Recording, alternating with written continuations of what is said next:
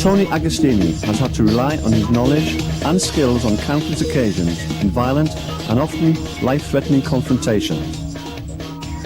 His strategies and concepts are the result of over 20 years martial arts experience, along with identifying what works in the real world of frontline security management in leading corporate and commercial industries, close protection assignments and the leisure industry since 1988.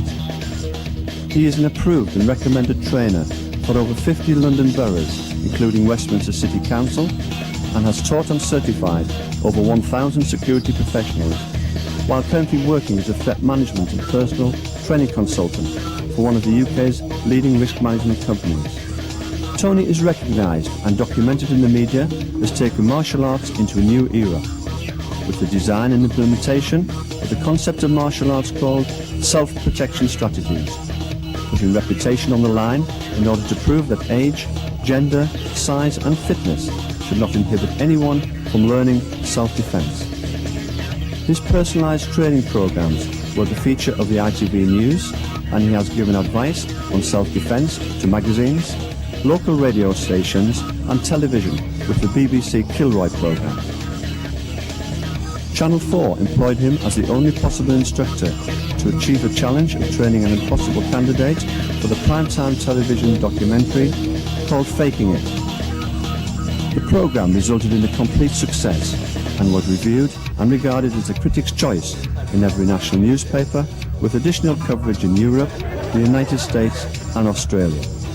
The combination of martial arts study incorporating black belt grades with 2 world titles on the reality of daily incidents, arresting offenders and the control of intoxicated, aggressive behavioural states led to distinguish between those techniques that are practical and applicable to today's real-life situations and those that are more ritualistic expressions of the ancient arts.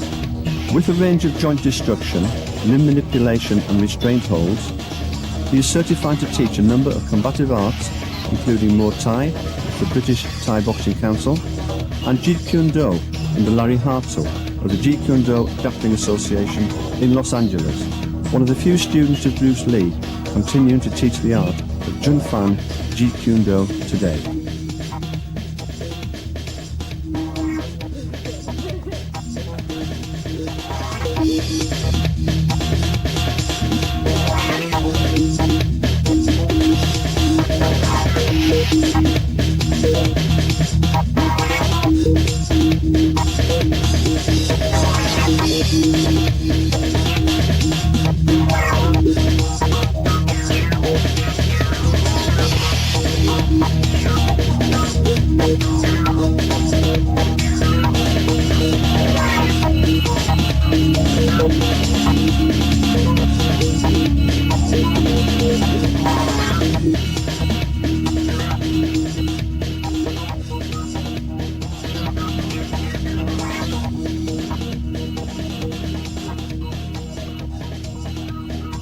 Control and restraint, locking techniques and finishing holds are all very effective and have to be adapted to the right environment to stay effective.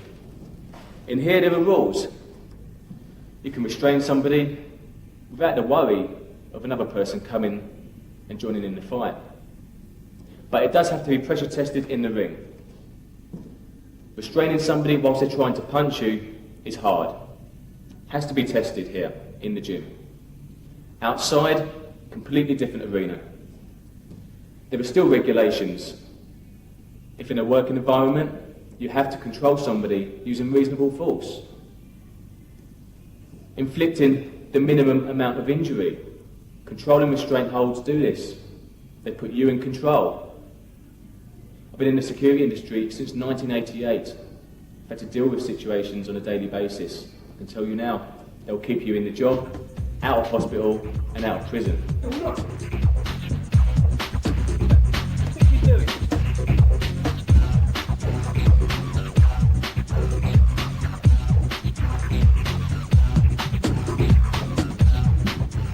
follow a simple strategy called adapt, control and destroy. To adapt in martial arts is to adapt to the other fighter's style. If he's a kicker, I'll go close and box him. If he's a good puncher, perhaps I'll keep him at a distance and kick him. If he's a good kickboxer, I'll be up close, grappling with him. I'll take him to the ground and restrain him. However, that's adapting to the ring. How about adapting to the street or a social environment like a nightclub or a pub? Ground holds are dangerous. If all you do is practice ground holds and you don't adapt to the environment, somebody else can come over and attack you. As much as the assailant is restrained, so are you. Remember that. So to adapt is to know the environment as well as the other person's fighting style. It's also to adapt your own style. You see, in the ring, this will be my stance. I'm protected. On the street, this is not the image I want to present, especially in front of witnesses. This is the image I want to present. To the attacker, it's submissive. To witnesses nearby, they'll say, well, one person was attacking, one person was aggressive, the other guy had his hands up, he was being submissive. But my strategy is this. Whilst I'm presenting this calming influence, I'm thinking this. I can react just as well from here as I can from here. This is adaptation. Adapting to your environment and adapting to your fighter means adapting to his fighting style. If he's a good kicker, like this, you're going to have trouble getting close to him. I'm going to try and kick back, then we're going to be staying at this range. So what I need to be doing is getting close, taking away his strengths. So that means intercepting the leg, taking him off balance. From down here, you can still hit. You can hit from this position, or you can turn him off balance to here. We can then lock the ankle in, and you're in a solid position for fighting. He's at his weakest.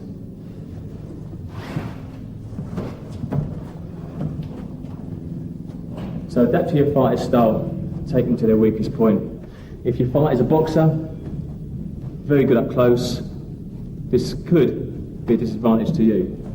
But if you can control his strengths, so as he's punching, you can just parry out, we're redirecting. That's the control stage of what we're doing. Keep going.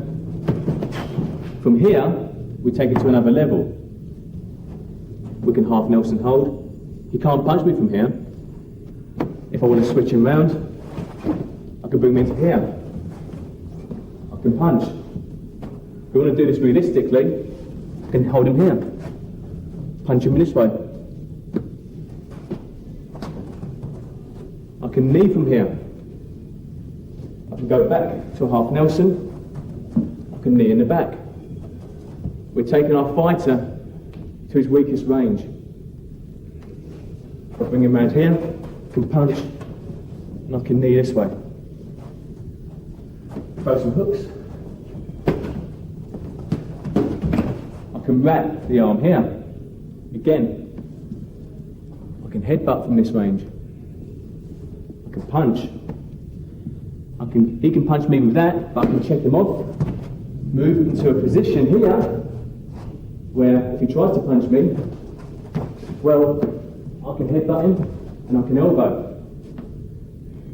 So I'm going to have more damaging strikes from here. Bang. I can also take him down if I need to. I can roll into a position where I can punch while I'm holding him. If he tries to roll away and turn his back on me, I'm going to keep him trapped by putting my foot across his body and his waist. From here, I can hit. If he tries to protect himself, I can come back up, put my knee on him, hit from this position. Okay? These holds put you in control. And get back up. I often say finishing holds, joint locks, a bit like having tools in a toolbox. If all you have is a hammer, you're only going to know how to hit things. You want to be a bit more versatile and varied in your techniques. Be able to adapt. Control. To control is simply to control the attacker's fighting options, to limit his fighting options. So, to control a punch like this, let's say we have a reference point, and I'm going to use the outside of his elbow as a reference point. I'm in control just from this basic position. Even if I just grabbed this arm, as crude as I could, if I just grabbed it and stayed here, this is a controlled position because I know he can't elbow me. His elbow's locked. He can't elbow with the other hand. He can't punch with the other hand because I can push him off balance. I know where this arm is and I know where that arm is. He can't headbutt me because it's too far away. Requires a close range technique. And he can't bite me. He might be able to kick, but if he does, it requires that he turns his hips because at the moment I'm side on and he would have to turn. Now, another point of control is to control his stance. And I can do this by simply foot trapping. I step on his foot. This limits his movement. This is control. The next part is called destruction. The level of destruction depends on the scenario. If it's in the ring, my control will be just to hold him and pin him. If it's at work, I'll have to hold him, but all within the confines of reasonable force. If it's a street situation and it's self-defense and there are other people involved that could be attacking me, I have to finish this as quick as possible. That means from this reference point, I can't stay here too long. I have to move to a point which will finish him. Let's say I move to his fingers. From here, I can break the fingers. This will take a moment. If he has friends, I can then deal with them. But one thing's for sure, this guy's out to fight. What I limit from here is fighting options. I can also limit his movement. This is the control stage. I trap his foot. I control the takedown. This means I know exactly where he's going. All I do is I push forward. He's simply off balance as I step through. Now the level of destruction from this point onwards depends on where we are. I can drop my knee down to the side. I can hold him here. I can break his elbow. I can break his fingers. It all depends on the situation. To break someone's limb would mean we have to be in a high threat situation. It means I have to take this guy out of the fight so I can deal with someone else. In a security situation, I purely control him. I move him over onto your front, then I mount from the back. This is a basic arrest hold. I can then secure him with either handcuffs or cable ties. I can ask him to give me his other hand, and we have a secure position here. So like I say, restraints can now be applied.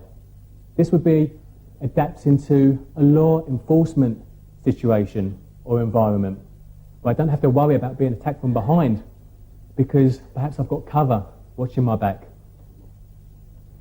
In a ring situation, the vale tudo, where anything goes, we'd basically be in this position and I would be able to hit from here. This is a hit and hold position, suitable for those mixed martial artists that like to continue to fight on the ground. That is my principle of adapt, control and destroy.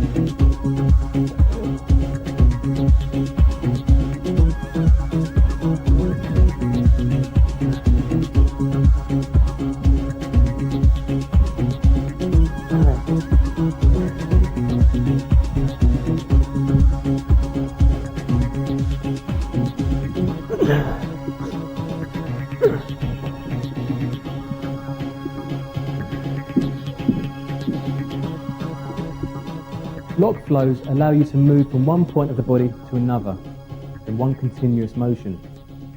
If you taught locks and you taught them in single illustrations, then you're going to try and find those locks, and it's impossible to do that in a real fight. For example, how do you pick up someone's fingers or their wrist if they're bowling punches at you? It's difficult. If you find a reference point like the elbow or the large torso, then you can move from the waist or the elbow to something like the fingers or the wrist. But you need to know how to do it in flow. That's what a lock flow is. It gets you from one point of the body to another. It could be as damaging or as humane as possible. First of all, we'll use the fingers. The first lock I'll take from a grab. Someone grabs you here. First of all, I'm going to use my right hand. I'm going to come over and reach his last two fingers. By using this hand, if he was going to punch me, I'm protected behind my elbow. But it's going to be instantaneous because as soon as I get these fingers, down they go. Now I'm applying pressure along the seam of his arm. If there was a seam which run from the middle of his finger straight down this bone, separating the front from the back of his arm, that is the way I'm going. And for illustration purposes, the way that I point is the direction that I want him to go. The second lock would be if I actually wanted him to go backwards or take him down. I simply turn, and again the way I point is the direction that he goes. At any point, should he stop moving or should I stop him moving by putting my foot on his? Well, his fingers are going to go one way, he will stay still. This is a break. Only break the limb if it's essential to do that. Next is what I call a split finger lock. Two fingers are grasped. We pull apart and down to take our man to the floor. It's a very effective controlled hold. The second lock we can actually move into, and it's for escorting. So from here, it's an inverted double finger lock. Notice how his palm is on my chest, and I use my chest as a brace. And as I push in, I can walk the assailant if I need to. In a threat situation, I won't stay here. I can just break. The second came back to the split finger and then moved to double inverted. Again, notice how I stabilise his wrist, and I'm pushing, rotating around this rotation. If I want to walk him and free up my right hand, I'll simply insert my left, grasp his wrist, and I can walk him from here. The next lock is a pop down. It's called a figure 4 two finger. I can insert, and this is another walking hold. So I can walk the assailant to and from different places. For the last, I'll bring the fingers out, and this is another walking position. I can also foot trap, and I can also insert pressure points underneath his armpit. Okay? Those are the finger locks series. The wrist lock series starts with an outside wrist lock or an outer wrist lock, moving to the outer side of his centre line. I'm using the thumb to control, and I'm applying pressure down on his fingers. All these locks serve a purpose, either to move, to take down, or to open the grasp of a fist. This is perfect if he has a weapon. From here, I can take the wrist out. Once I've got pain compliance, it's easy to remove the weapon. The second lock, I use his thumb to guide to the outside. I'm now applying pressure again down the seam of his arm. This is a definite takedown if you want to take your man to the floor. If he doesn't go, it will break his wrist. If he was to walk forward, this is actually lock number 3. This is why we flow, because now I have a V-arm wrist lock. Same principle applies. Again, very effective if he has something in his hand and it's held in this position, up close. I can simply grasp it here and apply pressure down. Very quick release. If it's non-weapon related and he simply holds me by the throat or the clothing, again I'll reach over, I turn inwards and I apply pressure down, taking our man to the floor. The next lock is if I want to bring him forward. I simply insert up, hold on to my own hand, and as I turn, his arm is braced against my arm, and this is what bends him over for the leverage. From here, if I want to bring him back upright again, I can escort him up this way into a wrist lock. That is very painful, and it's another escort hold for walking. I'm not applying pressure down, it's not a compression, although that hurts, it's a rotation. Notice how I rotate his wrist toward me. That is where the pain is, that is the break point. Now from here, we can move into elbows and shoulder locks. For the purpose of lock flow, I can insert underneath his arm and move to a shoulder lock. Again, perfect for escorting somebody. An ideal situation for those who just want to end it quickly would be just to maneuver this person into an object or move straight to his neck. This is the ability of flowing. You can move from the arm to the neck if you need to. But from here, what I'm going to do is move into what's called a hammer lock, hammer and wrist.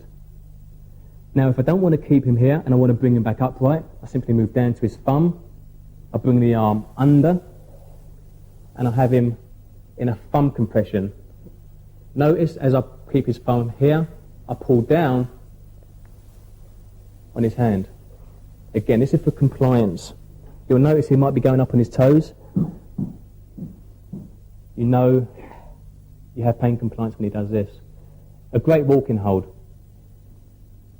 With all of these locks, you gain compliance. If he can't fight back, if he tries to fight back, we take control. This is the control stage. Destruction is, I simply break. Only if it's life-threatening and I need to do that. An elbow wrench. In reality, the real situation would be, I snap this up. Again, this is great if he has a weapon in his hand. From here, I work to an elbow trap. I elbow trap by coming over his arm and underneath his elbow. If he has a weapon, I've secured it. Just for the point of reference, I want to make a note that the palm is up on this lock. If the palm is down, it's not being applied correctly. You've lost the elbow. So you want to turn the palm up. This ensures the elbow is facing down. And should you come underneath, that's where the lock is. Some people actually have trouble with this if the opponent is larger, has bigger arms. They have trouble getting underneath. So what I suggest is if you can't reach your own forearm, because this is the secure position, simply grasp hold of your clothing. You can still apply the hold effectively. The next lock on top of this is what I call a body brace. If I'm here and he rolls away, I've lost the lock. So I simply press my body against his elbow. We flow from one lock to another. If from this position he wanted to try and escape, he would probably try and pull his arm away in a curling motion. If he was to curl, I would go with his energy and curl him into a bent wrist lock. Notice again how I grasp onto my wrist for the compression. From here, if I want to take him down, I simply go past with my elbow, past his shoulder. This is a takedown. Or, for those who like to strike as well, they can simply elbow from here. The next lock is what I call an arm wrap. This is an arm wrap. You can pick up an arm wrap from simple self-defense situations, such as if he throws a hook. I can block, then I can arm wrap here. Very simple to grab. You see a lot of boxers do this. They'll hold, then they'll punch from here. What I like to do is, once I'm in this position, push back on the shoulder so that he can't punch me there. Step to the side so so that he can't hit me, then I can actually hit him, and I'm in a very dominant position.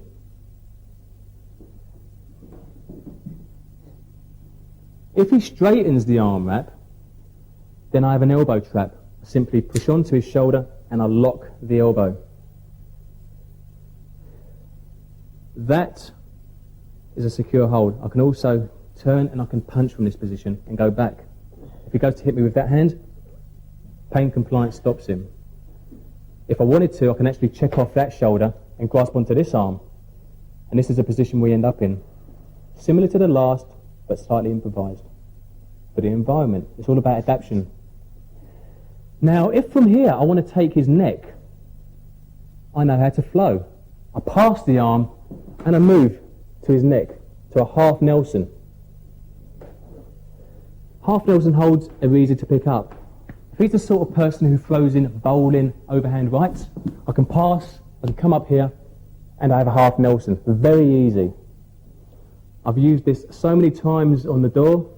For those that like to bowl punches in at me, I've just slipped inside and ended up here. A dominant position for strikes, such as knee strikes. We can come up and we can knee here to the front. We can turn and we can knee to the back. From here, we can also go for a full Nelson hold, which takes both his arms. Now, the time I've used this has either been to escort people that don't require much pain compliance, because it really moves people off balance. The way to walk with this is if I'm walking forward in this way, but he's stepping sideways. You see? Should I try and walk forward or back? He can just kick me backwards. Kick back. Kick back with your feet. There. If I'm walking in this direction, every time he picks his foot up to try and kick me, do so, he's going to lose balance. Perfect for doorman. This is a perfect hold. I've also used this against someone that had a knife in his waistband. I held him here, and he couldn't retrieve the knife from his waistband because I have both arms up. If the situation warrants it, we can actually move to a sleeper hold. I brace my arm across his neck. I insert it into my bicep and I curl up. As I curl up, it restricts his airway. This is if the assailant is non-respondent because he's on drugs, for example. There are situations where, you know, you can't control somebody because they're on so many mind or behavioural state altering drugs that, you know, they could probably run, you know, think they could run through a brick wall, not feel every bone in their body getting broken. Extremely dangerous types. The only way to stop them is not to hit them. The only way to stop them is to restrict their airway and then release. From here, we can move from the sleeper hold to what I call the cobra. This is the cobra hold. I wrap the arm round. Notice how I grasp on to my own forearm, and then I squeeze. Pressure is being applied from my forearm on one side to my wrist on the other, like so. Again, this slows down the blood flow and should put him to sleep. Again, another great hold if you're dealing with someone who's out of their head on drugs, basically out of control. From here, I have another variation of the cobra hold. It's a simple arm wrap. This can be picked up from the same position where you're not actually applying any pressure on the neck. It's purely for the purpose of takedown, because what I will do is push back, and this is our takedown. It's also a great position again for striking, because from here we can hit, we can elbow. Okay? I'll bring him back up. Should I want to choke him from this position, I insert through the gap of his arm, straight through this way, underneath his chin, and notice again how I lock on to my forearm, and I squeeze. To take down, I will simply step behind and bend him over into this position. I don't take him down all the way, mind. I just hold him here. and back up again. The next is simply arm and neck hold. Now the time this will be picked up is if somebody attacks you and tries to grab you around the waist or tries to grab you around the legs. You simply pass and we have a hold here. You also have from this position a choke hold. Notice my forearm goes underneath his chin, like so. I don't go up on my toes, I lean back. This restricts his airway. It's like so. The next hold is called a figure 4 headlock. So this is the guillotine. He could counter the guillotine choke simply by tucking his chin down. Tuck your chin down. If he tucks his chin down, I can't bar across his airway. So what I can do is bring his face up, hold on to his shoulder for support. As I do so, very short range of motion. This takes nothing. Every time I just twitch, that's the response we get, pain compliance. From here, I can move into a reverse full Nelson hold. Again, a very secure hold. This is best picked up if someone tries to grab you around the waist, or a rugby tackle. He comes in, I simply sprawl, I bring his arms up and I secure him here. From here, I stretch him out, his ribs are open, I can knee. Or I can drive him backwards into an object. It all depends on the situation. What I have here is a head control where I grasp the chin and I crank up. This can be done in a controlled fashion or it can be done in a tearing fashion. I actually used this when I was attacked by two onto me at work. I used one person as a barrier against the others, purely by manoeuvring them around in this fashion. You have striking options from here. You can knee, you can elbow, you can bring the head up this way. This is called a head control. I have a reverse head control where I simply go underneath the chin and I push back, arching his spine. From here, I brace underneath his neck, and again notice how I interlock onto my forearm to compress. From here, I have a reverse clinch position.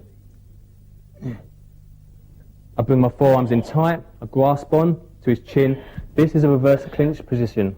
This is ideal for knee strikes. It's a complete controlled position. It's very easy to take the man down from here. Simply just bring him back off balance. The final hold in this sequence is what I call a reverse guillotine. I reach forward, I trap the neck underneath my armpit, I stand upright and I lean back. Very dangerous position. Only use this if you need to. You can again knee strike from here, and the takedown from this position would purely be to drop to the floor. If you work in any industry where you deal with members of the public, chances are you're going to have to control aggressive behaviour. This could be whether you're a supervisor, manager, or more importantly, security officer, security guard, store detective.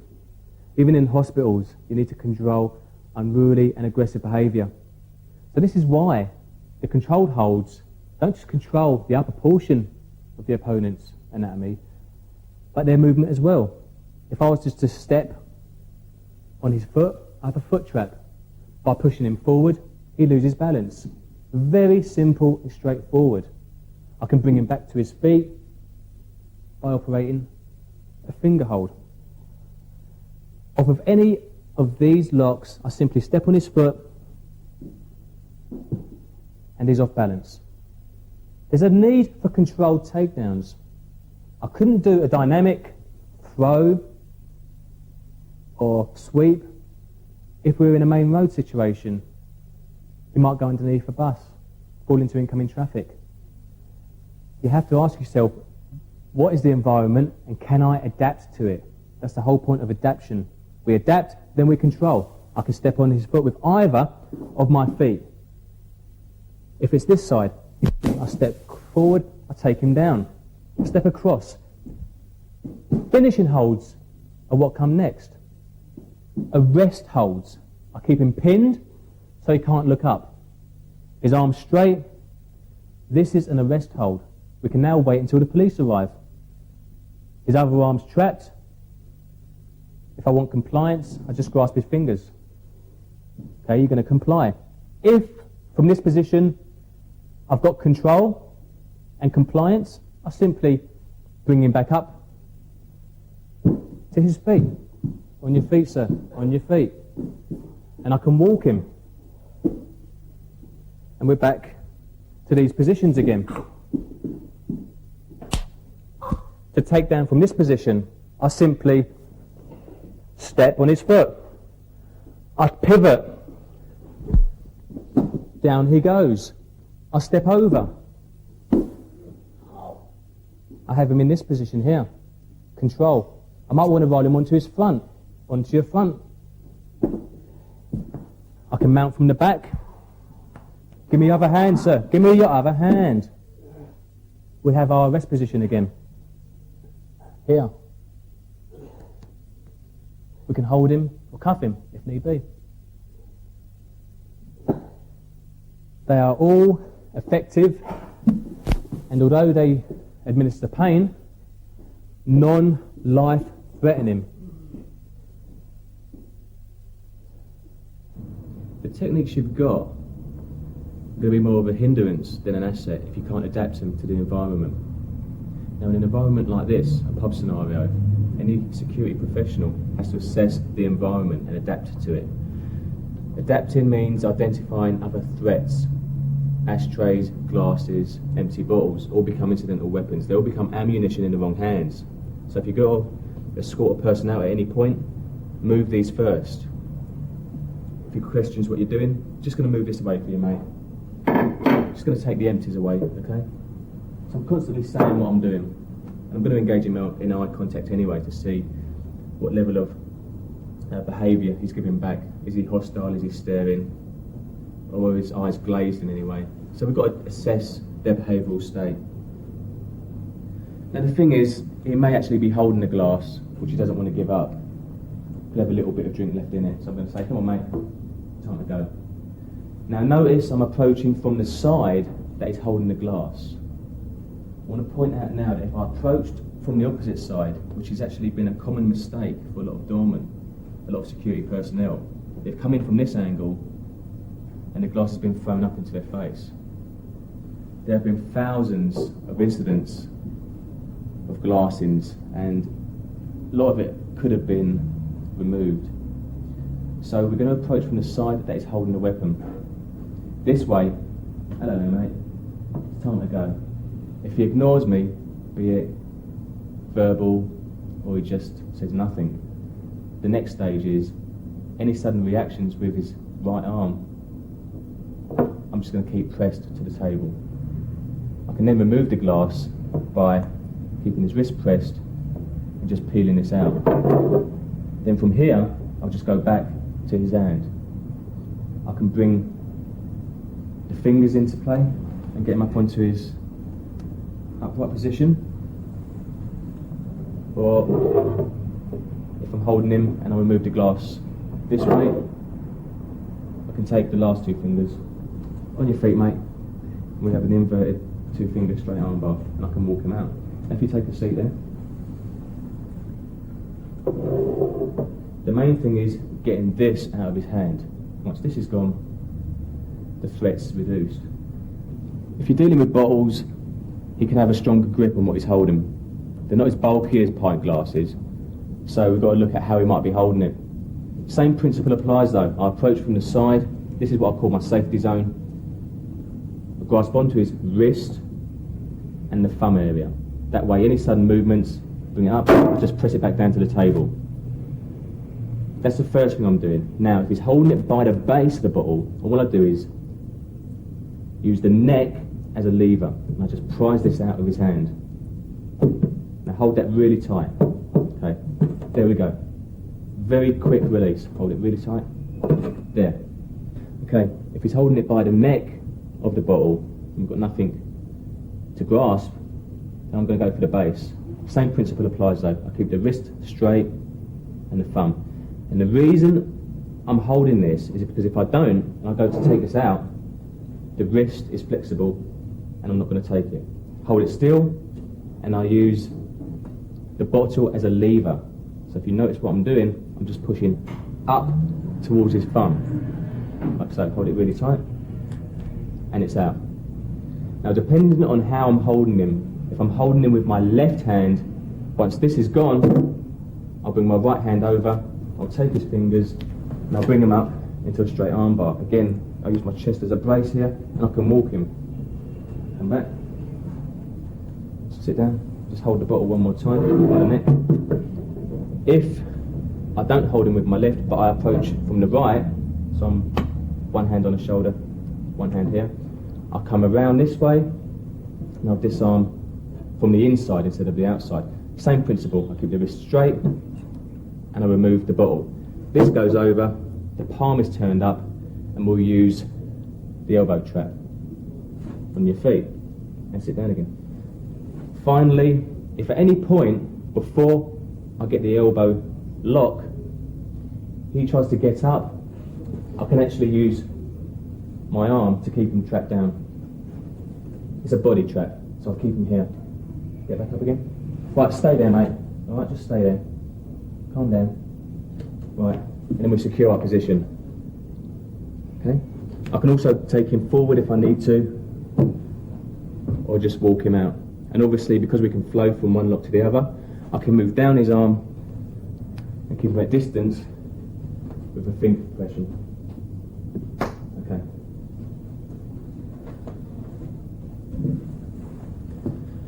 So, technique is nothing if you can't apply it and adapt it to the right environment. Adapting to your environment means understanding the safety zones, where you limit the opponent or the customer's options for hitting you. Anywhere on the outside of the arm works. If I'm here, and at any point if I should say, come on mate, it's time to go. If he wants to throw a hook at me, I just bring him off balance. Sit back down. This works for anyone who's standing or anyone in an upright position on a stool, perhaps. Very simple movement, okay? I have his elbow here. As long as I'm here, I know he can't headbutt me, he can't knee. All he can do is throw a punch from the opposite side. The distance it takes for that to travel means he has to turn his body towards me. As soon as he turns the punch, I'll cancel it out just by pushing forward. Simple, basic movement. One more time, because we want to follow up from there. Come on mate, time to go. Come on. Right, stay there. Now, from this position, I keep him pressed. I can move to an elbow restraint. This will control him for a moment. From here, I'm going to need to walk him. So what we do is we flow to a walking position. I bring this down and up into the crook of my arm. We have an escort hold. Hold mate, this way. And now I can walk him out. If I need to walk him upright or in any other position, I'll get the fingers. Right, there we go. Insert figure 4. This position. Okay. This is Dave Dobson. Dave has seen scenes from both sides of the bar. He's currently the licensee of the Blind Beggar in East London, and prior to that was an East London doorman for 10 years. Dave, how have things changed over the last few years? I think they've changed considerably, door-wise especially. I mean, there's all different licences regarding you doing the job, and also doing it as well. I mean, now everything is controlled. Plus there's a lot of drugs around these days, which makes the job difficult because it makes it difficult to get somebody out if they're high up on something. Around here, I have relatively small amounts of problems, but when I do get them, it can escalate to quite a big, problem. But you have to think on your feet. When I've dealt with things, following the techniques, that you've done, in this video, they've worked well for me. I've done very well with them. Thanks, Dave. A lot of it's about adapting to the environment. I mean, you said you've told me some stories. Oh, yeah. And when you had to adapt to your environment, when it was on the door, there were things you had to do. Yeah, we had a club called it was called Fatty Arbuckles. It was a very, very rough house, and we had actually fish hooks under our collars. So if somebody actually grabbed hold of you, to nut you or whatever, you'd have them, and you could have a few minutes with them before anyone else got on top of you, sort of thing. And they couldn't get away, so you could teach them a few things. I think that enforces the principle of adapt, control, and destroy.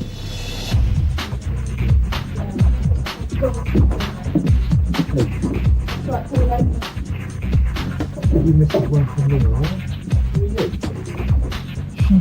Mate, whoa! Calm down a bit, son. Calm down a bit. Get your hands off me. You don't need any problems, is it? Calm down a bit. Jesus, just chill out a bit, right? No need for any... Hey, enough of that. Enough of that. What do you think you're doing? What do you think you're doing, son? I don't know you. Get your hands where I can see them, alright? Get your hands off. Get your hands off me, I said. Alright, what's this? My bus pass, alright? Keep your hands off and see them. Calm down. You don't get sick of things. Calm it down, son. Calm down, alright? I don't think this I'll bring all my milk back. Go in. Okay.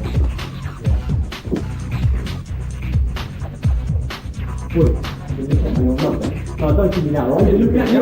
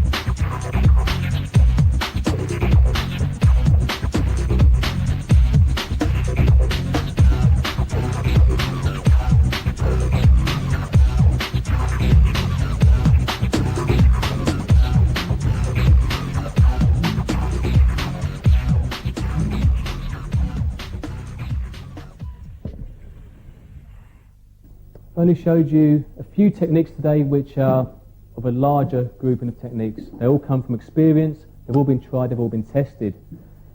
Now, I come from an industry where the use of a flashlight can often be used, be it night watchmen, store detectives working at night, security guards, door supervisors.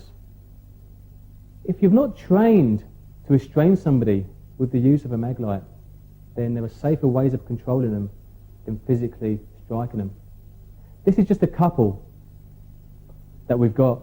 If it's a fire punch, I can use it to block. I can also use it to control.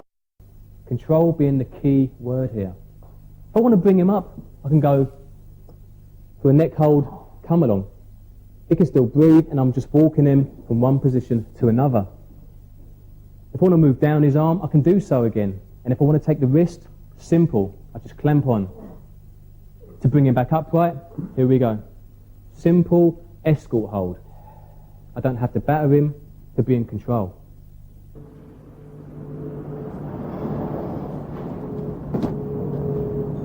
You're going to come into contact with aggressive members of the public in all walks of your life, whether it's at work or in a social context. Remember, the most important thing is to stay in control.